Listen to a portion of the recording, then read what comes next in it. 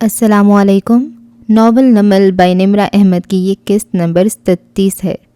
باب نمبر 16، میرا مرض مستمر۔ میں نے ایک سمر کیمپ اٹینڈ کیا تھا اس چھڑی جیسی لڑکی ٹوائلا سٹینسبری کے ساتھ۔ وہ بہترین ایتھلیٹ تھی، اسے فٹنس کا جنون تھا۔ جتنی دبلی ہو جائے کم تھا، 1 پاؤنڈ یہاں سے 1 پاؤنڈ وہاں سے، ہرنے کی طرح بھاگتی تھی، مگر پھر وہ چلنے کے قابل بھی نہ رہی۔ تب میں نے جانا کہ وہ اینوریکسک نفسیاتی بیمار تھی۔ اس بیماری نے اس کی بصارت چھین لی تھی۔ میں نے نہیں دیکھا ٹوائلا سے زیادہ کسی کو اپنے جسم کے بارے میں اتنا جنونی۔ ساری زندگی اس نے جس چیز کے پیچھے بھاگتے گزاری، اسی نے اسے تباہ کر دیا۔ تم کہتے ہو برلن انتقام تمہارا جنون ہے، میں تمہیں بتاؤں انتقام جنون نہیں ہوتا، یہ تو ایک بیماری ہے جو دل کو کھاتی ہے اور روح کو زہریلا کر دیتی ہے۔ ستمبر کے آخری ایام میں گرمی کم تھی مگر حبس اب بھی تھا۔ ایسے میں اس ہسپتال کی اونچی بلڈنگ کی ایک کھڑکی سے جھانکو تو اندر ڈاکٹر قاسم بشارت کے کمرے میں زمر بالکل خاموش بیٹھی تھی اور ڈاکٹر قاسم اس کو تعصب سے دیکھ رہے تھے۔ آپ کو اپنے ہسبینڈ کو اعتماد میں لینا چاہیے تھا۔ زمر نے نفی میں سر ہلایا۔ یہ ممکن نہیں ہے، آپ مجھے میری کڈنی کا بتائیں، کیا وہ مکمل طور پہ ختم ہو چکا ہے؟ بظاہر مضبوط انداز سے پوچھا۔ زمر، آپ نے 4 سال اس ڈونیٹڈ کڈنی پہ گزارے ہیں۔ مگر یہ پرفیکٹ میچ تھا، آپ نے کہا تھا میری قسمت اچھی ہوئی تو 20 سال بھی گزار سکتی ہوں۔ ڈاکٹر پہ جمی آنکھوں میں کرب سا ابھرا۔ آئی ایم سوری زمر، مگر پچھلے 3 ماہ سے نہ آپ دوا ٹھیک سے لے رہی ہیں نہ چیک اپ کے لیے آتی ہیں۔ پچھلے ہفتے ٹیسٹ کے لیے بھی میں نے زبردستی آپ کو بلایا تھا۔ ذرا رکے، گہری سانس لی۔ آپ کی کڈنی تقریباً ختم ہو چکی ہے، مکمل نہیں، تقریباً۔ کتنے عرصے بعد مجھے نئی کڈنی کی ضرورت پڑے گی؟ جلد از جلد، جتنی دیر کریں گی اتنا مسئلہ ہوگا۔ کیا آپ نے کسی اور ڈاکٹر کی رائے لی؟ جی، میں ڈاکٹر فاروق احسان کے پاس گئی تھی، ٹیسٹ بھی دوبارہ کروائے، ان کا بھی یہی کہنا ہے کہ مجھے جلد از جلد ٹرانسپلانٹ کروانا ہوگا۔ کمرے میں ایک آزردہ سی خاموشی آ ٹھہری۔ کیا آپ کی فیملی میں کوئی ایسا ہے جو آپ کو کڈنی ڈونیٹ کر سکے؟ قدرے توقف سے انہوں نے پوچھا۔ میں کوئی گیم تو نہیں کھیل رہی کہ ایک چیز ضائع ہو جائے تو دوسرے سے مانگ لوں۔ کڈنی ڈونیشن بہت بڑی بات ہے اور میں اپنی فیملی سے کچھ بھی نہیں مانگنا چاہتی مزید۔ وہ سوال پہ ناخوش ہوئی تھی۔ اوکے ریلیکس، انہوں نے اسے تسلی دی۔ میں ڈونر کا بندوبست کرنے کی کوشش کرتا ہوں، جتنی جلدی آرگن ملے اتنی جلدی ہم ٹرانسپلانٹ کر دیں گے، لیکن آپ نے پہلے کی طرح اب بد احتیاطی نہیں کرنی۔ میں پھر کہوں گا آپ اپنی فیملی میں کسی کو راضی کرنے کی۔ وہ مزید یہ باتیں نہیں سن سکتی تھی، فضا میں موجود حبس اور گھٹن بڑھ گئی تھی، اس لیے اٹھ کھڑی ہوئی۔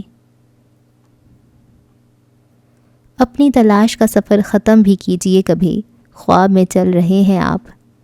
اسی حبس زدہ دن جب پرندے اکتائے اکتائے اڑ رہے تھے، ایک اور ہسپتال کے پرائیویٹ روم میں آبدار عبید ایک کرسی پہ بیٹھی تھی اور سامنے بستر پہ لیٹے مریض کی باتیں توجہ سے سن رہی تھی۔ وہ ایک درمیانی عمر کے صاحب تھے، ابھی مکمل طور پہ صحتیاب نہیں ہوئے تھے، نالیاں وغیرہ ہنوز لگی تھیں، چہرے پہ بھی نکاہت تھی۔ پچھلی ملاقات میں آپ مجھ سے اچھی طرح واقف ہو چکے ہیں، وہ نرمی اور رسان سے کہہ رہی تھی۔ ویسے تو میں ہپنو تھراپسٹ ہوں، مگر ایک ریسرچ کے سلسلے میں مجھے آپ کا کیس سننا ہے، کیا آپ کمفرٹیبل ہیں؟ جی، آپ پوچھیے، انہوں نے نکاہت سے اسے دیکھتے سر ہلایا۔ اوکے، آبدار نے گہری سانس لی۔ آپ کی سرجری کے دوران جواد صاحب، ایک وقت ایسا آیا تھا جب آپ کا دل بند ہو گیا تھا اور آپ کو واپس لانے میں ڈاکٹرز کو 50 سیکنڈ لگے تھے۔ ان 50 سیکنڈز کے لیے آپ کلینیکلی ڈیڈ ہو چکے تھے۔ وہ غور سے ان کا چہرہ دیکھتی ہوئے ایک ایک لفظ کہہ رہی تھی۔ انہوں نے پھر اس بات میں سر ہلایا۔ ان 50 سیکنڈز میں کیا ہوا تھا؟ کیا دیکھا آپ نے؟ جواد صاحب کے چہرے پہ تکلیف ابھری، ذرا سے شانے اچکائے۔ آپ یقین نہیں کریں گی۔ ٹرائی می، وہ مسکرائی۔ انہوں نے گہری سانس لی، آنکھیں بند کر کے یاد کیا۔ اس وقت میری سرجری جاری تھی، نشے کے باوجود مجھے تکلیف ہو رہی تھی، کچھ آوازیں بھی کانوں میں پڑتی تھیں، ڈاکٹرز وغیرہ کی۔ پھر میں نے سنا وہ لوگ مجھے لوز کر رہے ہیں، ذرا سی افراتفری پھیلی۔ وہ رکے، وہ غور سے ان کو دیکھ رہی تھی۔ پھر جیسے اچانک سے میری ساری تکلیف ختم ہو گئی، میں نے خود کو بہت ہلکا محسوس کیا۔ میں اس بارے میں کسی سے بات کرنا نہیں چاہتا، لیکن آپ پوچھ رہی ہیں تو سر جھٹکا، ایسے جیسے میں کسی بوجھ سے آزاد ہو گیا ہوں۔ اس کے بعد کیا ہوا؟ میں نے محسوس کیا کہ وہ آنکھیں موندے دقت سے بول رہے تھے کہ جیسے کوئی مجھے کھینچ رہا ہے۔ میں آپریشن ٹیبل پہ لیٹا تھا۔ میں نے خود کو اس کے نیچے سے نکلتا محسوس کیا، ہلکا اور آزاد، اور اس کے آگے ایک تاریک جگہ تھی، جیسے کوئی غار یا سرنگ ہوتی ہے۔ میں اس میں سے گزر کر دوسری طرف نکلتا گیا۔ آبدار نے نوٹ بک پہ کچھ لکھتے ہوئے پوچھا، پھر؟ اس غار نما تاریکی سے نکل کر میں نے دیکھا کہ میں اسی آپریشن تھیٹر میں ہوں، مگر اوپر فضا میں تیر رہا ہوں۔ آپ یقین نہیں کریں گی، مگر میں نے اوپر سے دیکھا کہ نیچے ٹیبل پہ میرا جسم لیٹا ہے اور ڈاکٹرز مجھے مسلسل ریوائیو کرنے کی کوشش کر رہے ہیں۔ اس دفعہ آبدار نے کاغذ کو دیکھے بنا چند الفاظ گھسیٹے۔ اس کے بعد کیا ہوا؟ اس کے بعد انہوں نے یاد کیا۔ میں نے اوپر فضا میں دیکھا اپنے والد کو اور ایک بچی کو جو میرے بچپن میں اسکول میں کرنٹ لگنے سے مر گئی تھی، اور بھی چند فوت ہوئے رشتہ داروں کو۔ وہ مجھے دیکھ رہے تھے، لیکن میرے اور ان کے درمیان ایک سرحد تھی، مادی سرحد نہیں، نہ ہی کوئی لکیر۔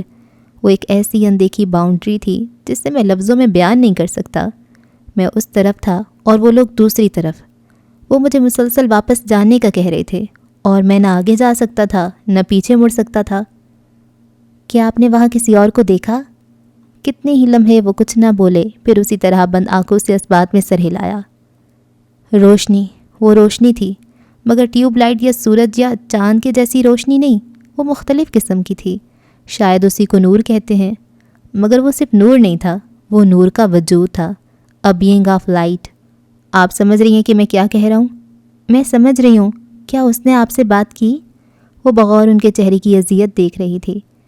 جی، مگر ایسے نہیں جیسے انسان کرتے ہیں، الفاظ سے نہیں۔ پھر بھی مجھے سمجھ آ رہی تھی کہ وہ مجھے کیا سمجھانا چاہ رہا ہے۔ اس نے مجھے بتایا کہ ابھی میرا وقت نہیں آیا، اور یہ کہ مجھے واپس جانا ہوگا۔ انہوں نے آنکھیں کھول دیں، پھر ہر شے ریوائنڈ ہو گئی۔ میں واپس ہوتا ہوا اپنے جسم میں داخل ہو گیا، بھاری اور وزنی۔ اس وجود کے قریب کیا محسوس کیا آپ نے؟ غیر مشروط محبت، احساس قبولیت، علم کی تڑپ۔ وہ سراپہ محبت تھا۔ وہ کون تھا؟ اور کیا یہ صرف ایک خواب تھا؟ نہیں، یہ NDE تھا، نیئر ڈیتھ ایکسپیرینس۔ آپ سمیت دنیا میں ہزاروں لوگ اس سے گزر چکے ہیں۔ چونکہ آپ کی موت کا مقررہ وقت ابھی نہیں پہنچا تھا، اس لیے آپ مر کر بھی زندہ ہو گئے۔ قدرے رکی۔ رہی بات کہ وہ کون تھا، تو آج تک کوئی انسان نہیں بتا سکا کہ وہ کون تھا۔ اس تجربے سے گزرنے والے یہود کہتے ہیں کہ وہ جبرائیل علیہ السلام تھے، عیسائی کہتے ہیں وہ مسیح ابن مریم تھے، مسلمان کہتے ہیں کہ وہ ملک الموت عزرائیل علیہ السلام تھے۔ لیکن مجھ سے پوچھو تو اس سے فرق نہیں پڑتا کہ وہ نورانی وجود جو مر کر زندہ ہونے والوں کو ملتا ہے وہ کون ہے۔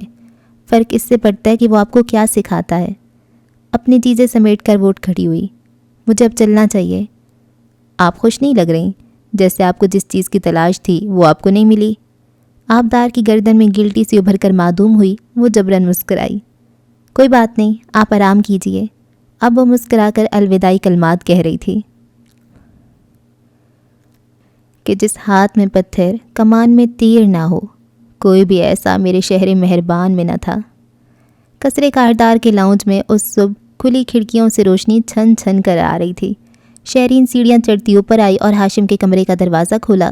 اندر وہ ڈریسنگ ٹیبل کے سامنے کھڑا تھا، شرٹ کے کالر کھڑے تھے اور میز پہ رکھی 3 ادر ٹائز میں سے ایک اٹھا رہا تھا۔ آہٹ پہ نظر اٹھا کر آئینے میں دیکھا، سفید شرٹ اور خاکی پینٹس میں ملبوس، سنہرے بالوں کو اونچی پونی بنائے شہری مسکراتی ہوئی آ رہی تھی۔ سونی ہم دونوں کو اپنے اسکول میں ساتھ ساتھ دیکھ کر بہت خوش ہوگی۔ گرے ٹائی نہیں جائے گی اس کے ساتھ۔ وہ آگے آئی اور ہاشم کے ہاتھ سے نرمی سے گرے ٹائی لے کر رکھی اور بلو اٹھائی۔ ہاشم نے بس مسکرا کر اسے دیکھا، بولا کچھ نہیں۔ شہری اس کے سامنے آ کھڑی ہوئی۔ شیرو کی کمپنی کیسی جا رہی ہے؟ میں نے سنا ہے تم دونوں ہارون عبید کے ساتھ شراکت داری کر رہے ہو اس کمپنی میں۔ اس کے کالر مزید کھڑے کیے اور ٹائی گردن میں ڈالی، پھر گرہ لگانے لگی۔ تم نے صحیح سنا۔ وہ ہاشم کی آنکھوں میں دیکھ کر گرہ کو اوپر تک لائی۔ ہاشم، مٹھاس سے پکارا۔ سادی کہاں ہے؟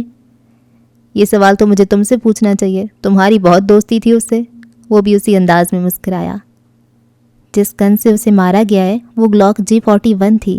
شیرو کے پاس ہے ایسی گن، انکار مت کرنا۔ مسکرا کر اس کے کھڑے کالر سیدھے کیے، پھر ٹائی کی نوٹ پکی کی۔ کہیں یہ نہ ہو کہ میں فارس کو کال کر دوں۔ اب وہ ڈریسنگ ٹیبل سے ٹائی پن اٹھانے مڑی تو ہاشم نے اپنا موبائل اٹھایا۔ شہری واپس ہوئی، اس کی ٹائی کو شرٹ کے ساتھ پن کے ذریعے نتھی کیا تو ہاشم نے نمبر ملا کر اسپیکر آن کیا۔ تیسری گھنٹی پہ فارس کا ہیلو کمرے میں گونجا۔ ٹائی پن لگاتی شہری نے چونک کر ہاشم کو دیکھا، وہ اسی طرح مسکرا رہا تھا۔ فارس، یار شہری کو تم سے ضروری بات کرنی ہے، اس کے فون کی بیٹری ختم تھی، اس کی بات سن لو ذرا۔ اعتماد سے موبائل اس کی طرف بڑھایا۔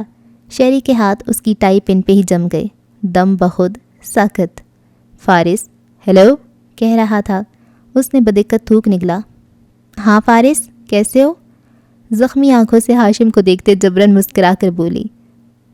اکتوبر کے پہلے ویکنڈ پہ ہماری ہاؤس وارمنگ ہے، تم آ سکو گے؟ نہیں بزی ہوں، ذرا توقف سے بولا۔ اور کچھ؟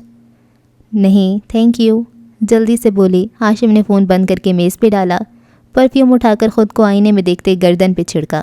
فضا ایک دم معطر ہو گئی۔ تمہارے تو الفاظ ہی غائب ہو گئے شہری، یقیناً اس لیے کہ تمہارے باپ کا سارا کاروبار میرے اوپر، تم نے سنا، میرے اوپر انحصار کرتا ہے۔ رہی شادی کی بات تو اس کو غائب کرنے میں میرا نہیں تمہارا ہاتھ ہو سکتا ہے، اور اگر تم نے فارس کو کچھ کہنا ہوتا تو بہت پہلے کہہ دیتی۔ کوٹ کی طرف اشارہ کیا۔ شہری نے مرے مرے ہاتھوں سے کوٹ کو سامنے کیا۔ ہاشم نے اس میں بازو ڈالے اور پھر اسے کندھوں پہ برابر کرتے اسی طرح بولتا گیا۔ اور جو گن میں نے شیرو کو گفٹ کی تھی وہ G45 تھی، اس کا تمام پیپر ورک میرے لاکر میں موجود ہے، سو اگلی دفعہ مجھے بلیک میل کرنے کے لیے کوئی بہتر طریقہ ڈھونڈنا بجائے۔ کوٹ کے بٹن بند کرتے ہوئے اس کی طرف گھوما اور مسکرا کر اس کے کندھوں پہ لٹکا پرس اتارا۔ بجھے چہرے والی شہری حرکت بھی نہ کر سکی، بجائے میرا اعتراف ریکارڈ کرنے کے۔ پرس سے ریکارڈنگ پہ رکھا سیل فون نکال کے اس کے سامنے لہرایا اور دروازے تک آیا۔ فیونا کو بلایا۔ اس کو چولہے میں پھینک دو، سیل فون اس کو تھماتے درستی سے بولا، پھر مڑ کر بت بنی شہری کو دیکھا۔ تمہاری ہو یا میں اکیلے جاؤں؟ مجھے تمہاری نئی کمپنی میں شیئرز چاہیے 33%، وہ مشکل گردن اکڑا کر بولی۔ ہاشم مسکرایا۔ شہری چہرہ اس کے کان کے قریب کیا۔ میں تمہیں اپنی کمپنی میں ایک پائی بھی نہیں دینے لگا۔ وہ باہر نکل گیا اور شہری نے تل ملا کر پیر پٹکا تھا۔ ہم پھر بھی اپنے چہرے نہ دیکھیں تو کیا علاج؟ آنکھیں بھی ہیں، چراغ بھی ہے، آئینہ بھی ہے۔ اس صبح حنین اسٹڈی ٹیبل پہ اپنی پسندیدہ کتاب درمیان سے کھولے بیٹھی تھی۔ کچھ دن سے وہ اسے باقاعدگی سے پڑھ رہی تھی اور 88 فصلیں پڑھنے کے بعد، دل پہ گناہوں سے لگنے والے زنگ کو سمجھنے کے بعد، بالآخر وہ اس فصل پہ پہنچ گئی تھی جس کا اسے انتظار تھا۔ باب مرض عشق کی دوا۔ ایک گہری سانس لیتے ہوئے اس نے پوری توجہ سے وہ دروازہ ڈھونڈا جو قدیم زمانوں میں لے جاتا تھا، اور پھر اپنے سیلف ہپنوسس میں خود کو غرق کرتے ہوئے پٹ کھول دیے۔ دوسری جانب ایک روشن دوپہر واضح ہوئی، چلچلاتی ہوئی دوپہر ایک چراگاہ پہ بکھری تھی، سبزہ ہر سو سبزہ، اور اس زمردی گھاس پہ سفید پھولے پھولے سے بھیڑ جا بجا گھاس چرتے دکھائی دے رہے تھے۔ کیا واقعی دمشق میں اتنا سبزہ تھا؟ مگر کوئی بات نہیں، یہ ہنا کی دنیا تھی۔ وہ قدم قدم چلتی آئی اور ایک پتھر پہ بیٹھے شیخ کے دائیں جانب آ بیٹھی، جو کہ کندھوں کے ساتھ اس نے محض اتنا کہا، میں آ گئی ہوں، مجھے بتائیے کیا ہے میرا علاج؟ شیخ اپنے سفید سرمئی لباس میں بیٹھے تھے، نگاہیں دور چرتے بھیڑوں پہ تھیں۔ ہلکا سا بولے، تیری محبت نے مجھے وہاں لا کھڑا کیا ہے جہاں تو ہے، اب یہاں سے مجھے نہ کوئی پیچھے ہٹا سکتا ہے نہ آگے بڑھا سکتا ہے۔ درست، میں بھی ایسی ہی نقطے پہ کھڑی ہوں۔ وہ بھی سامنے دیکھنے لگی۔ میرا دل جل رہا ہے، میں بے چین ہوں، مضطرب ہوں۔ کیا اس قاتل جادو کے اتار کا کوئی منتر ہے؟ میرے دل میں یہ مرض مستمر اپنی جگہ بنا چکا ہے اور میں اپنا دل کھو چکی ہوں۔ کیا میں پھر سے اپنے دل کی مالک بن سکتی ہوں؟ وہ گنہگار ہے، قاتل ہے، پھر بھی میں اس سے نفرت نہیں کر پا رہی۔ مریض محبت کو سب سے پہلے یہ بات سمجھ لینا چاہیے لڑکی، کہ کسی شخص کے قبضے سے اپنا دل چھڑانے کے لیے اس کو بھولنا یا اس سے نفرت کرنا ضروری نہیں۔ بھولے بغیر موو آن کیسے کیا جائے پھر؟ اس کا علاج کر کے۔ انسان کو چاہیے کہ اس مرض کو یا تو پیدا نہ ہونے دو، لیکن اگر پیدا ہو چکا ہے تو اس کے علاج کے 2 طریقے ہیں۔ آج میں تمہیں پہلا طریقہ سمجھاتا ہوں۔ اور کیا گارنٹی ہے کہ میں یہ کروں گی تو میرا دل مجھے واپس مل جائے گا؟ یہ تمہارے اوپر منحصر ہے کہ تم کتنے اچھے سے دوا لیتی ہو۔ اس کا دل پھر سے شکوک و شبہات کا شکار ہونے لگا۔ 700 سال پرانے شیخ کو کیا معلوم موبائل، انٹرنیٹ، آئل کارٹیلز، پاکستان کے مرڈر ٹرائلز اور ان سارے مسئلوں کا جو اسے درپیش تھے، مگر پھر بھی اس نے سننا چاہا۔ شیخ کا پہلا توڑ، غض بصر مطلب اسے عربی بھول بھال گئی تھی۔ اپنی نگاہ کو پست رکھو، نگاہ کی حفاظت کرو، اس کو نہ دیکھو جس کی وجہ سے دل کھویا ہے۔ حنین نے حیرت سے ان کو دیکھا جن کی نگاہیں سامنے تھیں۔ بھیڑ چراگاہ میں چر رہے تھے، ہوا چل رہی تھی، مگر حنا کا دماغ الجھ گیا۔ نگاہ پست کرنے سے کیا ہوگا؟ 10 فائدے ہیں، سنو گی؟ شیخ نے مسکرا کر چہرہ اس کی طرف موڑا۔ حنا نے اس بات میں سر ہلایا۔ پہلا، یہ اللہ کا حکم ہے، اور جو بھی انسان فلاح پاتا ہے وہ حکم الہی مان کر ہی فلاح پاتا ہے، اور جو ناکام ہوتا ہے وہ حکم نہ ماننے کی وجہ سے ناکام ہوتا ہے۔ حنین مزید توجہ سے سننے لگی۔ دوسرا فائدہ، اس کی نظر جو زہر آلود تیر تمہارے دل تک پہنچا کر تمہارا دل ہلاک کرتی ہے، آنکھ کی حفاظت سے وہ تیر تمہارے دل تک نہیں پہنچے گا۔ وہ انگلیوں پہ گنوا رہے تھے۔ سوئم، نظر کی حفاظت سے دل میں پوری توجہ سے اللہ کے لیے محبت پیدا ہوتی ہے، ورنہ جن لوگوں کی نگاہ آزاد اور آوارہ رہتی ہے ان کا دل منتشر رہتا ہے۔ آزاد نگاہی بندے اور اللہ کے درمیان حائل ہو جاتی ہے۔ صحیح، وہ بالکل محو ہو کر سن رہی تھی۔ چہارم، آنکھ کی حفاظت سے دل مضبوط اور پرسکون رہتا ہے، اور آزاد نگاہی یعنی ہر غلط چیز یا شخص کو دیکھ لینے سے دل مغموم رہتا ہے۔ پنجم، نگاہ پست رکھنے سے دل میں نور پیدا ہوتا ہے۔ کیا تم نے غور نہیں کیا کہ سورہ نور میں اللہ نے غص بصر کی آیت کے بعد ہی آیت نور پیش کی؟ کیونکہ دل میں نور نظروں کی حفاظت سے حاصل ہوتا ہے، اور جب دل نورانی ہو جائے تو ہر طرف سے خیر اور برکت اس انسان کی طرف دوڑتی ہے، اور جن کے دل اندھیر ہوں ان کو شر اور تکالیف کے بادل گھیرے رکھتے ہیں۔ چراگاہ اور اس کے اجلے اجلے بھیڑ، ہر چیز حنین کے ذہن سے محو ہو چکی تھی، اور وہ مکمل یکسوئی سے سن رہی تھی۔ بوڑھا استاد کہہ رہا تھا، ششم، تم اللہ کا اصول جانتی ہو، اس کے لیے جو چھوڑو گے وہ اس سے بہتر عطا کرے گا۔ تم نگاہ چھوڑو، وہ بدلے میں نگاہ عطا کرے گا۔ وہ تمہیں بصیرت دے گا، فہم و فراست کی نگاہ عطا کرے گا، اور تمہاری فراست کبھی خطا نہیں ہوگی۔ مومن اسی نگاہ کی وجہ سے ایک سوراخ سے دوسری بار نہیں ڈسا جاتا۔ حنین کے دل کی گرہیں کھل رہی تھیں۔ ساتویں چیز، آزاد نگاہی سے انسان ذلیل ہوتا ہے، اپنے نفس کے قدموں میں خود کو رول کر بے توقیر کر دیتا ہے، مگر جو نگاہ کی حفاظت کرتا ہے اللہ اس کو عزت دیتا ہے، لوگوں میں بھی فرشتوں میں بھی۔ وہ سانس لینے کو رکے۔ آٹھویں بات، نگاہ کے ذریعے شیطان اتنی تیزی سے دل میں جا پہنچتا ہے جتنی تیزی سے کسی خالی جگہ میں خواہشات بھی نہیں پہنچ سکتی۔ وہ امیدیں دلاتا ہے، گناہوں کی توجیہات پیش کرتا ہے، اور انسان گناہ کی آگ میں یوں جلتا ہے جیسے کسی بکری کو تنور میں ڈال کر بھونا جائے۔ اس لیے شہوت پرستوں کو قیامت کے دن آگ کے تنوروں میں ڈالا جائے گا۔ اوہ، وہ چونکی، یہ جو جہنم کی سزائیں اللہ تعالیٰ نے بتائی ہیں یہ گناہوں کو سمبولائز کرتی ہیں، جیسا گناہ اسی شکل کی سزا۔ شیخ نے اس بات میں سر ہلایا۔ نویں چیز، غصے بصر سے دل کو قرآن پہ غور و فکر کرنے کا موقع ملتا ہے، ورنہ جن کی نگاہیں آوارہ ہوں ان کے دل اتنے پھنسے اور الجھے ہوتے ہیں کہ یہ فراغت ان کا مقدر نہیں بن سکتی۔ آخری یعنی 10ویں چیز، انہوں نے گہری سانس لی۔ انسان کے دل اور آنکھ کے درمیان ایک سوراخ ہے، ایک راستہ ہے۔ جس کام میں آنکھ مشغول اسی میں دل مشغول ہوتا ہے۔ ایک کی اصلاح سے دوسرے کی اصلاح ہوتی ہے، ایک کے فساد سے دوسرے کا فساد ہوتا ہے۔ اس لیے اپنی نگاہ کو صاف رکھو، اس شخص کو نہ دیکھو جس کی طرف دل ہمکتا ہے، کیونکہ یہ تمہارے لیے حرام ہے۔ اگر حلال ہوتا تو ٹھیک تھا، لیکن حلال نہیں ہے۔ سو جب اپنی نگاہ کی مالک بن جاؤ گی تو دل کو بھی واپس حاصل کر لو گی۔ یہ پہلا طریقہ کرو۔ حنین نے کتاب بند کی تو قدیم زمانوں کا فسوں، سبز چراگاہ اور اجلے بھیڑ سب غائب ہو گئے۔ آنکھیں موند کر اس نے کتاب پہ سر رکھ لیا۔ وہ صبح شام کھڑکی سے ہاشم کی بالکنی دیکھا کرتی تھی۔ وہ کب آتا ہے کب جاتا ہے اس سے ساری خبر تھی، کیونکہ نگاہ وہیں لگی تھی۔ یہ نظر ہوتی ہے جو اونٹ کو ہانڈی اور انسان کو قبر تک پہنچاتی ہے۔ کیا نظر بد والی حدیث کا یہ مطلب بھی ہو سکتا تھا؟ وہ کسی اور دنیا میں گم سوچے جا رہی تھی۔ میں اپنے باپ کا یوسف تھا، اس لیے محسن سکون سے سو نہ سکا، بھائیوں سے ڈرتا رہا۔ ساتھ ہی یوسف کے زندان خانے میں خاموشی تھی۔ وہ دیوار کے ساتھ کھڑا قلم سے ایک لکیر لگا رہا تھا۔ نیلی جینس پہ سبز ٹی شرٹ پہنی تھی۔ وہ اب پہلے سے دبلا لگتا تھا۔ میری نے میز پہ کھانے کی ٹرے رکھتے ہوئے اسے دیکھا۔ وہاں کونے میں کئی اور لکیریں بھی لگی تھیں۔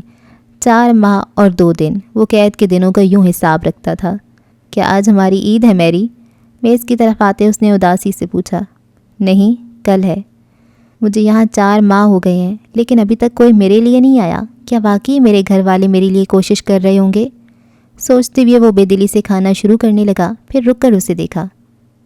میری انجیو، رات کو کیا ہوا تھا؟ تم پڑھتے پڑھتے اس کاؤچ پہ سو گئی تھیں، پھر نیند میں ایک دم سے اٹھیں اور باہر چلی گئیں. دیکھو مجھے تمہارے ادھر آنے پہ اعتراض نہیں، اگر تمہیں پسند آ گیا ہوں تو میرے جیسے ہینڈسم لڑکے. بکو مت، تو میرے بیٹے سے چند سال ہی بڑے ہوگے. خفگی سے اسے جھڑکا، پھر تکان سے کنپٹی سہلائی. میں سونے جا رہی ہوں، گارڈ برتن لے جائے گا. اس سے پتہ تھا کہ میری کے سوا وہ کسی کو اپنے کمرے میں برداشت نہیں کرتا. اگر تم نے رات کو کوئی برا خواب دیکھا تو بتاؤ، میں تمہیں اس کی تعبیر بتاتا ہوں. یا صاحب السجن، خود کو جوزف سمجھنا چھوڑ دو اور کھانا کھاؤ. درستی سے ٹوکتی وہ سامنے بیٹھ گئی، مگر سعدی نے کھانا ڈھک دیا. کون سا خواب ہے جو تمہیں اکثر رات کو نیند سے جگا دیتا ہے؟ میری کچھ لمحے خاموش رہی، پھر بولی تو لہجہ ذرا نرم تھا. پہلے نہیں، پہلے تو میرے بیٹے کا ہی خیال آتا رہتا تھا. اس کا علاج ہاشم کروا رہے ہیں نا، مگر جب سے میں نے تمہیں وہ نیکلس والی بات بتائی ہے وہ سب یاد آنے لگا ہے. جب مسز کاردار نے علاج کی رقم دینے سے انکار کیا تو کیسے فیونا میری ہمدرد بن کر مجھے اکساتی تھی کہ ان کا نیکلس چرا لوں. اس کو ان کے جیولری باکس کا کوڈ بھی معلوم تھا. اسے کیسے پتا تھا؟ وہ چونکا. صاف بات ہے، مسز کاردار مجھے نوکری سے نکالنا چاہتی تھیں، مگر کانٹریکٹ کے تحت میرا دورانیہ رہتا تھا بھی. سو فیونا نے ان کی ایما پہ سارا کھیل ترتیب دیا. میں نے چوری کر ڈالی اور ڈپورٹ ہونے کے قریب تھی کہ تمہاری وجہ سے ہاشم مجھے یہاں لے آیا. مسز کاردار کو کانٹریکٹ سے کیا فرق پڑتا ہے؟ ہاشم بلا وجہ ان کو اپنے باپ کی ملازمہ کو نہ نکالنے دیتا. مطلب؟ وہ الجھا. ان میاں بیوی کے تعلقات کبھی اچھے نہیں رہے. اورنگزیب کاردار مجھ سے جواہرات پہ نظر رکھواتے تھے، وہ اسی لیے مجھ سے بدظن رہتی تھیں. حالانکہ ان کی پسند کی شادی تھی. جواہرات نے اپنے ایک بے حد چاہنے والے کو ٹھکرا کر اورنگزیب سے شادی کی. اورنگزیب کی پہلی شادی بھی توڑوائی، اس سے اورنگزیب کی کوئی اولاد نہیں تھی. جواہرات نے اورنگزیب کو 2 بیٹے دیے، دولت دی، مگر اب وہ ایک دوسرے سے بیزار آ چکے تھے. تمہیں یہ سب کیسے پتا؟ میری مسکرائی. بے وقوف لڑکے، میں اس گھر کی ملازمہ رہی ہوں. مالک سمجھتے ہیں جیسے ہماری زبان نہیں ویسے ہمارے کان بھی نہیں ہیں، مگر ہم ہر کھانے پہ، ہر چائے پہ موجود ہوتے ہیں. گھر کے سارے راز ہمارے سینوں میں دفن ہوتے ہیں. واہ، خیر کیا چیز تمہیں ڈسٹرب کرتی ہے؟ وہ رات جب اورنگزیب کاردار کی موت ہوئی، اس نے جھرجھری سی لی. شاید اندر سے میں خود اتنے برس مسز کاردار کی محبت بھری ایک پکار کی منتظر رہی ہوں. اس رات زندگی میں پہلی اور آخری دفعہ انہوں نے مجھ سے مسکرا کر بات کی تھی. میں اوپر ہاشم کی بالکنی میں پودے دیکھ رہی تھی، ساتھ فون پہ اپنے بیٹے سے بات کر رہی تھی. وہ یاد کر کے بتا رہی تھی. وہ نیچے اپنے باتھ روم کے دروازے سے جو پچھلے برآمدے میں کھلتا تھا باہر نکل رہی تھیں. ان کو سردی میں دیکھ کر مجھے فکر ہوئی. میں نے ان کو کچھ گرم اوڑھنے کا مشورہ دیا. وہ مسکرائی تھیں. پھر مجھے اورنگزیب کے لیے کافی لانے کا کہا. سب اچھا تھا، مگر کچھ وقت بعد اورنگزیب صاحب کی موت جھرجھری لی. اس کے بعد سعدی، وہ کبھی بھی میرے ساتھ اچھی نہیں رہی، ہر وقت ترش اور خفا. سعدی، میں نے 11 سال ان لوگوں کی خدمت کی، مگر ان میں سے کسی نے 11 منٹ انٹرنیٹ پہ میرے بیٹے کے کیسز کو سرچ نہیں کیا. صرف تم نے احساس کیا تھا میرا. کاش میں نے تمہارے آگے اس قصر کا دروازہ کبھی نہ کھولا ہوتا. میری، وہ ہمدردی سے آگے ہوا. تم اس رات کو اس لیے بار بار دیکھتی ہو کیونکہ تم نے اورنگزیب کاردار جیسے اپنے ایک حمایتی کو کھویا تھا. تم دل سے چاہتی ہو کہ وہ واپس آ جائیں، اور کچھ نہیں. کیا میرے خواب کا کوئی مطلب نہیں نکلتا جوزف؟ اسے مایوسی ہوئی. اگر ہم قدیم مصر کے قید خانے میں ہوتے اور میرے ساتھ فرعون کی کنیز قید ہوتی تو تمہارا خواب بہت قیمتی ہوتا. اس کے بدلے میں یا تو تمہیں سزائے موت دی جاتی اور پرندے تمہارا سر نوچ کھاتے، یا تم ایک دفعہ پھر سے شاہی محل جا کر ملکہ اور اس کے بیٹوں کی خدمت کرتی. مگر نہ میں جوزف ہوں، نہ مجھے خواب کی تعبیر بتانی آتی ہے. میں تو تمہارا دل ہلکا کرنا چاہتا تھا. میری نے غیر مطمئن انداز میں سر ہلایا، مگر اٹھتے ہوئے وہ ناخوش لگ رہی تھی. شاید یہ کچھ اور تھا جو اسے ہمیشہ سے الجھاتا تھا. میں اپنے ڈوبنے کی علامت کے طور پر دریا میں ایک ادبھنور چھوڑ جاؤں گا. جسٹس سکندر کے ڈرائنگ روم میں زرد بتیاں جلی تھیں. ٹی وی اسکرین پہ مسلسل وہی خبر چل رہی تھی. سامنے ٹہلتے جسٹس صاحب نے غصے سے ریموٹ اٹھا کر ٹی وی بند کیا. پھر ہاشم کو دیکھا جو ٹانگ پہ ٹانگ جما کر بیٹھا تھا، بازو صوفے کی پشت پہ پھیلا رکھا تھا اور ناخوشی کے باوجود خود کو پرسکون رکھے ہوئے تھا. میرا گھر سے نکلنا تک عذاب کر دیا رپورٹرز نے. آپ کو تو کسی نے یہاں آتے نہیں دیکھا؟ نہیں، خاور نے کالونی خالی کروا لی تھی پولیس سے. हाशिम ने नाक से मक्खी उड़ाई। तभी खावर अंदर दाखिल हुआ, दरवाज़ा बंद किया और जस्टिस साहब के मुकाबिल आ खड़ा हुआ। ये सब ना हुआ होता सर अगर आप 20 मई को मुझे पूरी बात बताते। आपने बताया कि सादिया आपको आपके बैंक अकाउंट्स की तफसीलात और आपके अफेयर की तस्वीर के साथ ब्लैकमेल कर रहा है, जो उसे आपके कंप्यूटर से मिली थी। ये सच है, उसने मेरे कंप्यूटर की रिसाइकल बिन से मिटाई हुई चीज़ें निकाल ली थीं। वो सच कह रहे थे। और वीडियो, उस वीडियो का क्यों नहीं बताया आपने? जस्टिस सिकंदर ने सर झटका और आगे पीछे टहलने लगे। वो सख्त कबीदा खातिर नज़र आ रहे थे। हाशिम ने कदरे ठंडे अंदाज में पुकारा, वो वीडियो सादी को कहाँ से मिली थी? मैं नहीं जानता। क्या आप ये जानते हैं कि वो अब किस किस के पास होगी? क्योंकि मेरे ख्याल में ये फारिस काजी का काम हो सकता है। हाशिम पर यकीन था। जस्टिस सिकंदर नफ़ी में सर हिलाते सामने सोफे पे बैठे। वो दिमाग से नहीं हाथों से सोचता है, इतनी लंबी प्लानिंग वो नहीं कर सकता। हाशिम और खावर ने एक दूसरे को देखा, फिर हाशिम ने गहरी सांस ली। वो मेरा कज़न है, मैं बरसों से उसको जानता हूँ, ये उसी का काम है। उस लड़के ने कहा था कि ये वीडियो सिर्फ उसके वकील के पास होगी, अगर सादी को कुछ हुआ तो वकील उसको रिलीज़ कर देगा। खावर ने चौंक कर उन्हें देखा। हाशिम के भी अबरू भिंचे। कौन है उसका वकील? जुमर यूसुफ नहीं है, कोई और है। तो सर उसने 4 माह इंतज़ार क्यों किया? खावर को उलझन हुई। अगले ही दिन वीडियो क्यों ना रिलीज़ कर दी? वो गाली मेरे हाई कोर्ट जज बनने का इंतज़ार कर रहा होगा। मैं कोई आम जज नहीं हूँ, मेरा भाई सेक्रेटरी है, सियासी ख़ानदान है मेरा, और अब उस गाली की वजह से मुझे इस्तीफ़ा देना पड़ रहा है। मुझे नहीं पता हाशिम, लेकिन लड़का तुम्हारे पास है। उससे पूछो कि वीडियो किसने रिलीज़ की है। उससे पूछो, वरना अगर मैं डूबा तो याद रखना तुम सबको ले डूबूंगा। वो गुस्से से उंगली उठाकर कह रहे थे। हाशिम ने हाथ उठाकर धीरज का इशारा किया। आराम से योर ऑनर, हारून उबैद और हाशिम कारदार जैसे दोस्तों की मौजूदगी में आपको कुछ नहीं होगा। मगर वापस कार में बैठते उसने खावर से कहा था, सादी से उस वकील के बारे में पूछना होगा। आपको नहीं सर, मुझे पूछना होगा। खावर सख्ती से बोला तो हाशिम ने गहरी नज़र उस पर डाली। जो भी पूछना मुँह ज़ुबानी पूछना, उसे किसी किस्म का टॉर्चर मत देना। खावर उस बात से शदीद कोफ्त का शिकार हुआ, मगर खामोश रहा। उसे फारिस से ज़्यादा वकील पे शुबा था। मैं जब भी आलम हैरत में आईना देखूं, 1000 नेज़ों पे अपना ही सर नज़र आए। इनेक्सी पे दम तोड़ते सितंबर की वो रात कदरे हब्स आलूद उतर रही थी। नीचे तहखाने में जुमर चंद कागजात खोल खोल कर देख रही थी और फारिस इधर उधर टहलते हुए फ़ोन पे बात कर रहा था। हनीन उंगली से मेज़ पे लकीरें बना रही थी। खिलजी साहब ने भी लाइल्मी ज़ाहिर की है। किसी को नहीं मालूम कि सादी का वकील कौन था। फारिस ने फ़ोन रखा तो जुमर ने चेहरा उठाकर उसे देखा। ब्लैक पैंट पे ग्रे शर्ट पहने वो छोटे कटे बालों पे हाथ फेरते उलझा उलझा लग रहा था। हो सकता है फारिस सादी ने झूठ बोला हो, उसका कोई वकील ना हो। नहीं, उसने किसी को तो बताया होगा। वो मुतमईन नहीं था। हालांकि भाई को ये सब हमें बताना चाहिए था। हनी ने सिर्फ सोचा, मगर शायद उसका ज़िम्मेदार सादी नहीं, वो और जुमर थी। वीडियो की फॉरेंसिक जल्द आ जाएगी। जज मुस्तफ़ी हो जाएगा, मगर वो कभी गिरफ्तार नहीं होगा। वीडियो जाली और ओसीपी की मौत तिबी करार दे दी जाएगी। कुछ दिन बाद मीडिया नया इशू पकड़ लेगा और उसको सब भूल जाएंगे। Welcome to Pakistan. अभी तक सिवाय पुलिस के कोई खुलकर जज की हिमायत में सामने नहीं आया। देखते हैं। उन दोनों की बातों से हनीन को बोरियत होने लगी तो ऊपर चली आई। कल ईद थी। इस दफ़ा हनीन ने नए कपड़े नहीं लिए थे। अम्मी शादी के लिए भी नए कपड़े नहीं लाई थी, पता नहीं क्यों। वो किचन की गोल मेज़ पे आ बैठी। लाउंज में टीवी चल रहा था और बड़े अब्बा करीब बैठे कोई किताब पढ़ रहे थे। नुदरत उसके साथ आ बैठी।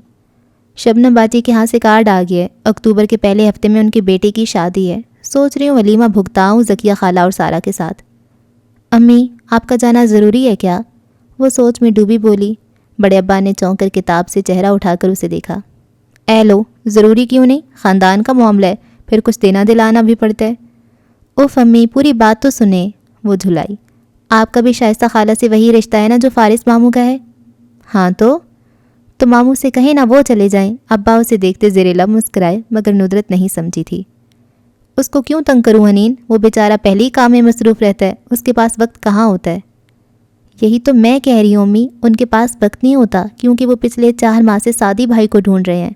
अम्मी, वो लोग अपनी शादी के बाद एक दफ़ा भी बाहर खाना खाने नहीं गए, कभी साथ घूमने नहीं गए। सादी भाई के साथ ये सब उन्होंने नहीं किया। फिर हम क्यों सारा बोझ उन दोनों पे डाल दें और उनको कोई स्पेस ही ना दें? नुदरत चौंक कर उसे देखने लगी। मुझे तो ख्याल ही नहीं आया। मगर मुझे तो आ गया ना। अब सुने। पुरजोर सी राहदारी से कहने लगी। آپ کہہ دیں ماموں سے کہ آپ کے گھٹنوں میں درد ہے اور آپ نہیں جا سکتی، سو وہ چلے جائیں۔ آگے سے وہ کہیں گے اچھا میں حنین اور سیم کو ساتھ لے جاتا ہوں، آپ کہنا کوئی ضرورت نہیں، اپنی بیوی کو لے کر جاؤ۔ وہ کچھ نہیں کہیں گے بلکہ صرف زمر پھپھو کو دیکھیں گے۔ وہ خود ہی کہہ دیں گی کہ میرا تو کورٹ میں فلاں کام ہے، آپ کہنا ہفتہ کی شام کون سا کورٹ ہوتا ہے۔ پھر 2-3 جذباتی ڈائلاگ بولنا کہ میرا شادی ہوتا تو وہی چلا جاتا، ساتھ آنکھوں میں آنسو بھی لے آنا، جیسے دادی کے سامنے ایکٹنگ کرتی تھی ویسے ہی، بس پھر دونوں مان جائیں گے۔ چٹکی میں مسئلہ ہی حل کر دیا حنین نے۔ ندرت کا بس جوتے پہ ہاتھ جاتے جاتے رہ گیا۔ بڑے ابا مسکرا کر کتاب پڑھنے لگے۔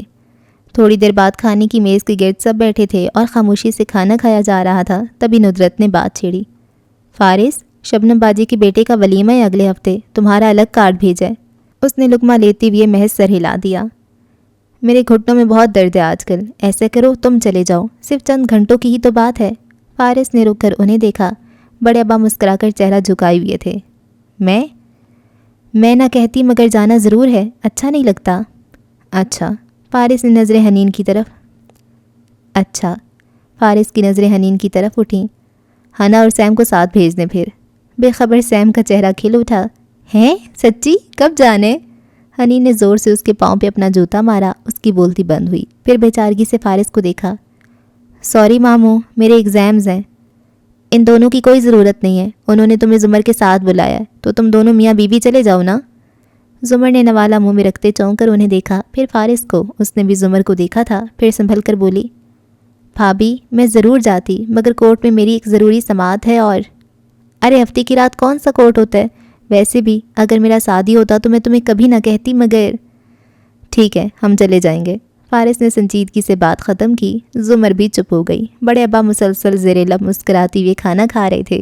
ہنا نے ابا کو میں نہ ہوتی تو اس گھر کا کیا بنتا والی نظروں سے دیکھ کر فخریہ شانے اچکائے تھے۔ قاتل نے کس صفائی سے دھوئی ہے آستین، اس کو خبر بھی نہیں کہ لہو بولتا بھی ہے۔ عید قربان بہت سی قربانیوں کی داستان اپنے اندر سے موئے کائنات پہ اتری تو اداس موسم میں خوشی سی گھل گئی۔ سعدی یوسف نے اپنے کمرے کی دیوار پہ آج ایک لکیر کا مزید اضافہ کرتے ہوئے ان کو گنا تو معلوم ہوا اس قید میں اسے 4 ماہ اور 2 دن بیت چکے تھے۔ دل کے نہا خانے میں شکوہ پھر سے اٹھا تھا، کیا ان 4 ماہ میں کسی نے اس کے لیے کچھ نہیں کیا؟ مگر پھر سر جھٹک دیا اور باتھ روم میں آیا، کموڈ کی اوپری ٹینک کا ڈھکن کھولا، اندر کلنگ فارم جو سینڈوچ کے اوپر سے وہ اتار کر سنبھال لیتا تھا میں لپٹی چند چیزیں رکھی تھیں جو اس نے گزرے دنوں میں جمع کی تھیں۔ گارڈ کا لائٹر، ایک سٹیل کا کانٹا، کانٹے کے دانتوں کو اس نے لائٹر سے پگھلا کر ایک پک بنانے کی کوشش کی تھی مگر وہ ابھی پوری طرح سے بن نہ پائی تھی۔ اس کو یاد تھا کہ لاک کیسے کھولتے ہیں مگر کیا یہ لاکس وہ کھول پائے گا؟ مایوسی اس کی رگوں پہ میں پھیلنے لگی۔ پاکستان میں عید کی دوسری شام کثرے کارڈار میں باربیکیو کی مہک پھیلی تھی۔ طویل ڈائننگ ٹیبل پہ ڈنر سجا تھا اور تینوں کارڈارز کے ہمراہ ان کی اینیکسی والے رشتہ دار موجود تھے۔ یہ ڈنر ہاشم کی طرف سے تھا اور وہ سربراہی کرسی پہ براجمان تھا۔ دوسری سربراہی کرسی پہ فارس بیٹھا تھا ہاشم کی سیدھ میں۔ ڈنر سرو کیا جا رہا تھا، موم بتیاں جل رہی تھیں، ملازم بار بار تازہ اشیاء لا رہے تھے۔ سیم کا دھیان صرف کھانے پہ تھا۔ ندرت جواہرات سے نارمل بات چیت کر رہی تھیں۔ بڑے ابا بھی نارمل تھے، نوشرواں ازلی بیزار سر جھکائے کھانا زہر مار کر رہا تھا۔ فارس اپنی کرسی پہ بیٹھا بے نیاز مگر اکتایا ہوا لگ رہا تھا۔ وہ سب نارمل تھے سوائے 2 لوگوں کے، ندرت کی دائیں بائیں بیٹھی زمر اور حنین۔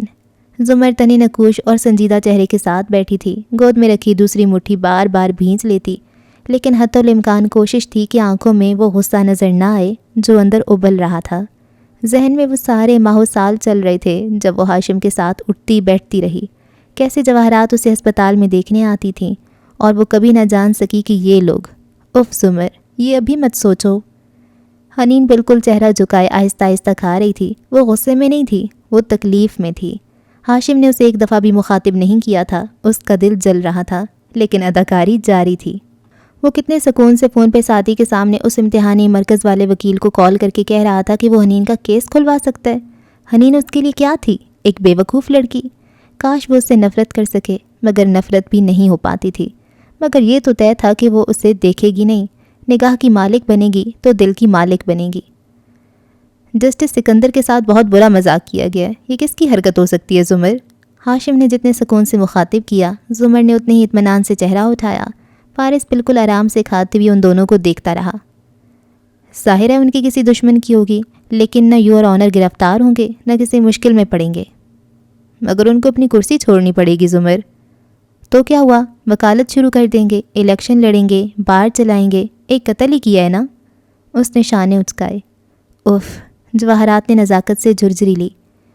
کوئی انسان اتنی صفاکی سے کیسے کسی کی جان لے سکتا ہے؟ پتہ نہیں اس کو رات کو نیند کیسے آتی ہوگی۔ بہت ہی حیرت اور افسوس سے تبصرہ کیا۔ زمر نے گود میں رکھی مٹھی مزید زور سے بھینچ لی، ایک کاٹدار نظر صرف جواہرات پہ ڈالی، مگر خاموش رہی۔ پپو، کس نے کیا ہوگا ان کے ساتھ ایسا؟ سامنے بیٹھے سیم نے پوچھا تو زمر نے اس کی آنکھوں میں دیکھا۔ وہ 14ویں سالگرہ کے بعد سے بڑا بڑا لگنے لگا تھا، قد بھی نکال رہا تھا، آواز بھی بھاری ہو رہی تھی۔ یہ تو جج صاحب کو ہی معلوم ہوگا کہ ان کا دشمن کون ہے۔ مجھ سے پوچھو تو یہ گناہ ہے جو انسان کا تعاقب کرتے ہیں۔ اب دیکھو، زمر لاپرواہی سے بولی، ہمارے سعدی کو کسی نے گولیوں سے بھون کر رکھ دیا۔ ہم نہ سعدی کو ڈھونڈ سکے نہ ان لوگوں کو، لیکن اس کا یہ مطلب نہیں ہے کہ وہ چین سے رہیں گے۔ کوئی بھی قتل کر کے بچ نہیں سکتا۔ اس جرم کا گلٹی انسان کی جان کو آ جاتا ہے۔ نوشرواں کا پلیٹ میں چلتا کانٹا سست ہو گیا، جو کہ چہرے پہ ایک دم اکتاہٹ اور اذیت نمودار ہوئی۔ ہاشم نے البتہ سر ہلا کر شربت کا سپ بھرتے کہا، بالکل ایسا ہی ہے، ڈونٹ وری سیم، سعدی جلد مل جائے گا۔ مسکرا کر نرمی سے تسلی دی۔ حنین نے ضبط سے آنکھیں میچ لیں، پھر گہری سانس لے کر دوبارہ سے کھانے لگی۔ وہ نارمل نہیں تھی، وہ نارمل رہی بھی نہیں تھی۔ زمر، کہ آپ نے جسٹس صاحب کی خیریت پتہ کی؟ ہو سکتا ہے آپ کو ان کی کسی مدد کی ضرورت ہو۔ ہاشم نے اسے پھر سے مخاطب کیا۔ فارس نے گلاس لبوں سے لگاتے ہاشم کی آنکھوں پہ نظریں جمائیں۔ تمہیں اس جج کی اتنی فکر کیوں ہے ہاشم؟ ایک دم سے سب نے چونک کر اسے دیکھا، مگر ہاشم کھلے دل سے مسکرایا۔ تمہاری وجہ سے تمہیں بری کرنے والے جج کی کریڈیبلٹی پہ حرف آئے گا تو اصل پریشانی تو تمہیں ہوگی نا۔ فارس بس خاموشی سے اس کو دیکھتا رہا، تبھی فیونا کیمرہ لیے چلی آئی۔ میں فیملیز فوٹوز اتار لوں سر؟ اس نے ہاشم سے پوچھا تھا، مگر زمر نے چونک کر اسے دیکھا، پھر اشارہ کیا۔ ابھی نہیں، کھانے کے بعد۔ فیونا نے تابعداری سے کیمرہ رکھ دیا۔ اب ڈیزرٹ پہ توجہ دینی چاہیے۔ جواہرات نے مسکرا کر ماحول کا تناؤ کم کرنا چاہا۔ ندرت اور عباس سعدی کے ذکر کے بعد خاموش ہو گئے تھے۔ ملازم برتن بدلنے لگے۔ زمر نے موبائل پہ حنین کو ایک ٹیکسٹ کیا۔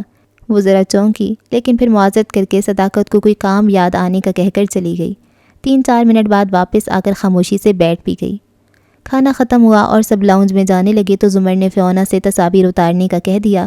اس نے تابعداری سے چند تصاویر لیں اور ہر دفعہ کی طرح ان کو ایک کاپی دینے کا وعدہ کیا۔ چائے بھی اس رسمی تناؤ بھرے ماحول میں پی گئی۔ نوشرواں ڈسٹرب سا پہلے ہی اٹھ کر جا چکا تھا۔ ہاشم اور جواہرات آخری وقت تک میزبانی نبھاتے رہے۔ جاتے سمے زمر سے ملتے ہوئے جواہرات نے ہلکے سے سرگوشی کی۔ ہنی، مجھے لگتا ہے تم نے اپنے انتقام کا ارادہ بدل دیا ہے۔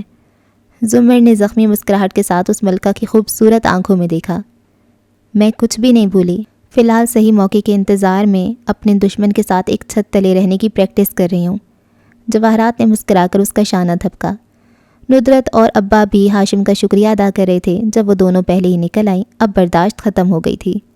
تاریک سبزہ زار پہ چلتے ہوئے حنین دبے دبے غصے سے بول رہی تھی، یہ کس طرح کے لوگ ہیں؟ ان کو خود رات کو نیند کیسے آ جاتی ہے؟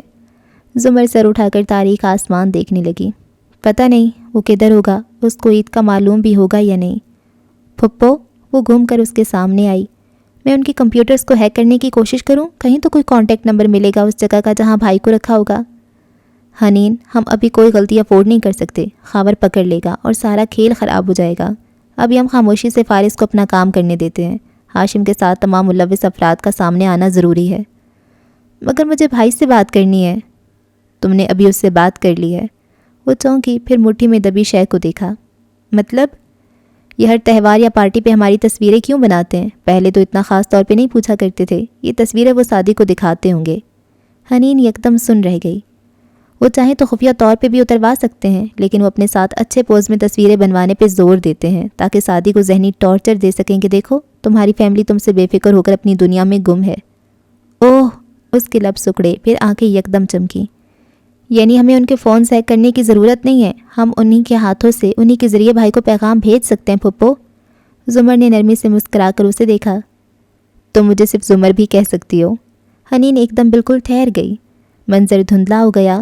وہ ایک 6 سالہ بچی کے روپ میں ڈھل گئی جو شرمیلی آواز میں ندرت سے کہہ رہی تھی، بھائی پھپھو کو پھپھو نہیں کہتا امی، میں بھی زمر کہہ لیا کروں۔ بیٹا بھائی بڑا ہے، اس کی اور بات ہے، مگر تم تمیز سے پھپھو کہا کرو۔ شرمیلی آنکھوں کی جوت ایک دم بجھ گئی۔ دھندلا منظر گم ہو گیا۔ وہ واپس سبزہ زار پہ کھڑی تھی اور زمر اس کے آگے جلتی دور جا رہی تھی۔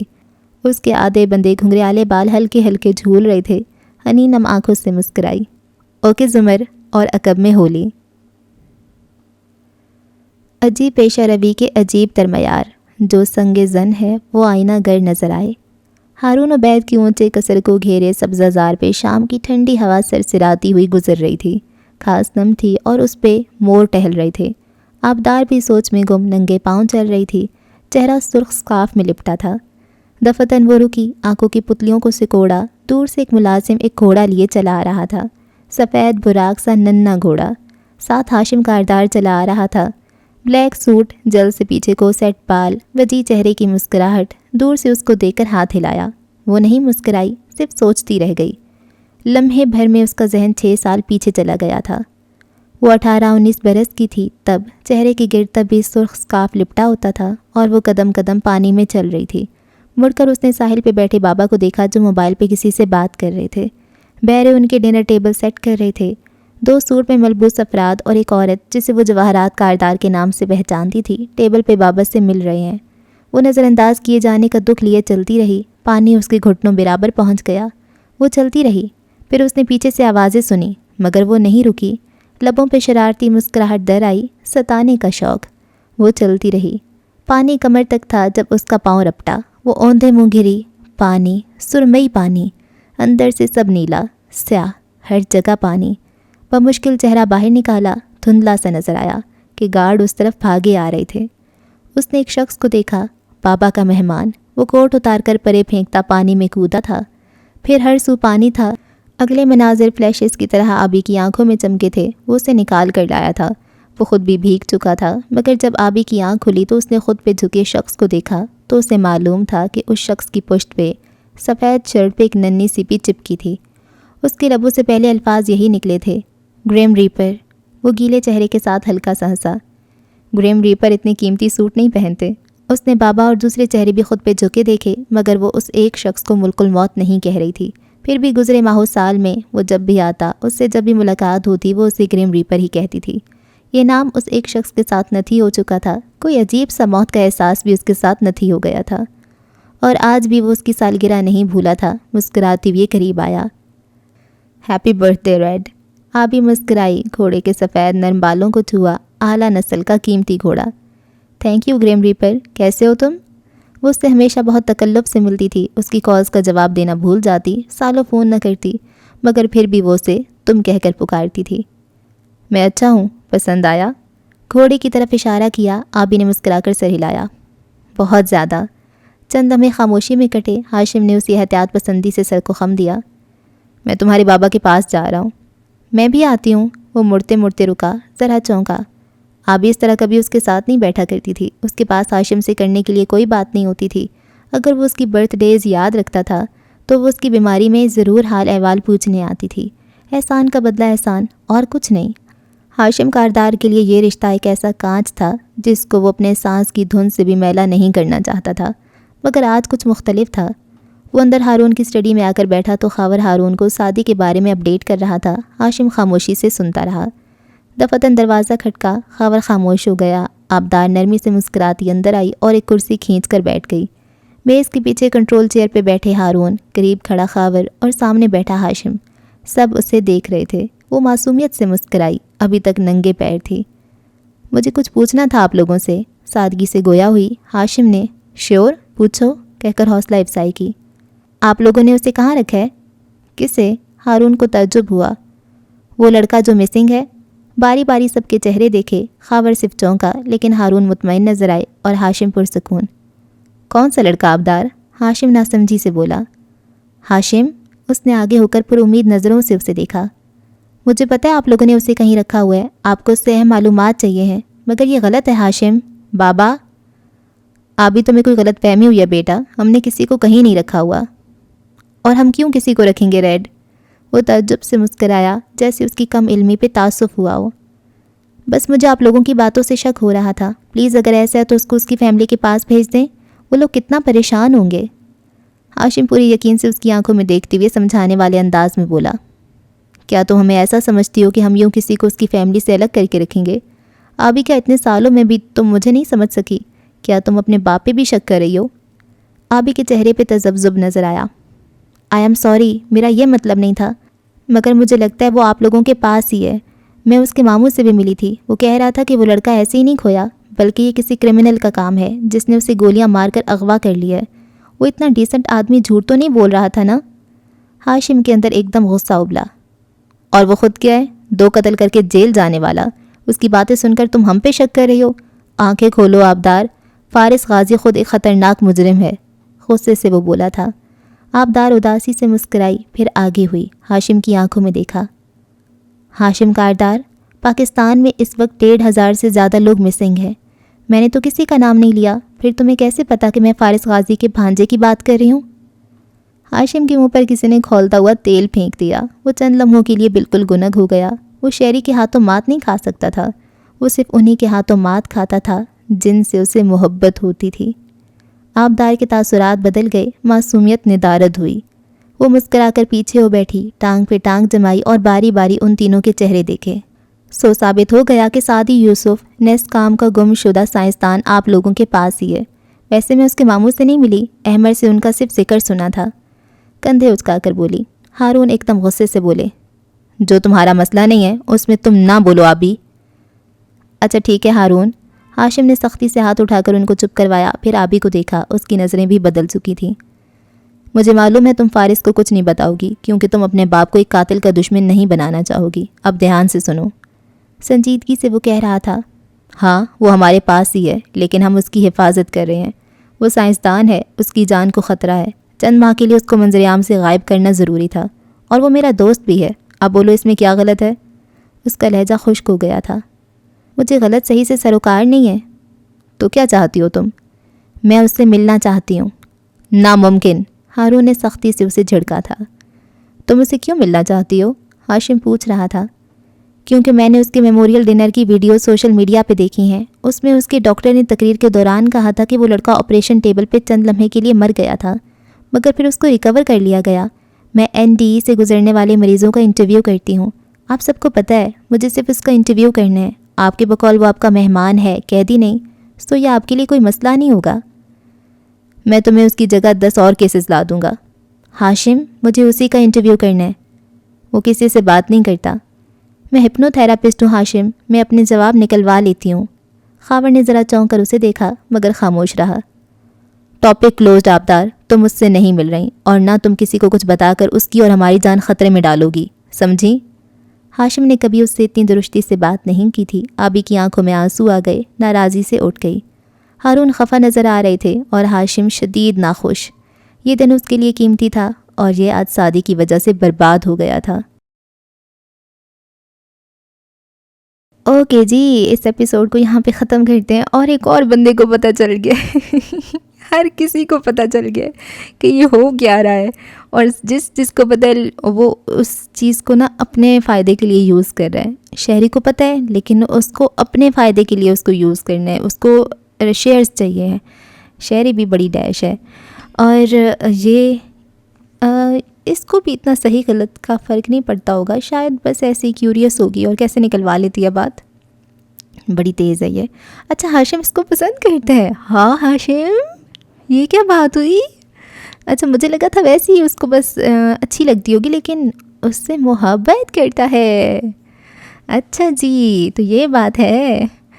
حنین کا تو بالکل کوئی سین ہی نہیں ہے پھر ہاشم کے ساتھ بیچاری حنین۔ خیر حنین اپنا علاج کر لے گی، حنین کی فکر کرنے کی ہمیں ضرورت نہیں ہے، وہ کتابیں پڑھ رہی ہے اور وہ زمر کے ساتھ اٹیچ ہو رہی ہے، یہ اچھی چیز ہے۔ اچھا میرے جو بھانجے بھانجی ہیں نا 6 ہیں ماشاء اللہ سے، اور وہ سب مجھے طیبہ ہی کہتے ہیں، کوئی بھی مجھے آنٹی یا ماسی نہیں کہتا۔ جو میری بھانجی تھی بڑے والی، تو وہ تو میں بہت چھوٹی تھی، 5th کلاس میں تھی وہ پیدا ہوئی تھی، تو وہ تو میری دوست ہی تھی، تو میرے ساتھ ہی کھیلتے کھیلتے وہ بڑی ہوئی ہے، تو وہ تو میرا نام ہی پکارتی تھی، اور میں اتنی چھوٹی تھی 5th کلاس میں، تو مجھے وہ آنٹی کہتی اچھی بھی نہیں لگتی تھی، خیر تو وہ مجھے طیبہ ہی کہتے بڑی ہوئی ہے۔ پھر اس کو دیکھا دیکھی جو سب آتے گئے اگلے تو وہ بھی اس کو دیکھتے دیکھتے طیبہ طیبہ کہتے ہی بڑے ہو گئے۔ تو اچھا ہے، پتہ نہیں شاید اوروں کو بدتمیزی لگتا ہوگا، کیونکہ اب تو میں بڑی ہو گئی ہوں، اگر مجھے کوئی بچہ چھوٹو سا کہہ رہا ہو طیبہ تو اوروں کو شاید آکورڈ لگتا ہوگا، مجھے نہیں لگتا۔ اور بدتمیزی نہیں ہوتی، یہ بس ایک کلوزنس سی ہوتی ہے. ماسی بھی خیر کہہ سکتے ہیں، اور میرا ارادہ ہے بھی کہ اب جو نئے پیسز آ رہے ہیں وہ تو کم از کم مجھے ماسی کہیں. لیکن چلیں کوئی بات نہیں. ہاں تو ان کے رشتے کی بات کریں، ان کا بڑا مزے کا رشتہ ہے. اور وہ جو حنین باہر گئی تھی اس نے کیا کیا ہوگا اتنی دیر میں، ہے نا، یہ نہیں پتہ، اور فارس کو بھی نہیں پتہ. بس مزہ آ رہا ہے. دیکھتے ہیں آگے ہوتا ہے کیا. دعا میں رکھیں یاد. اللہ حافظ.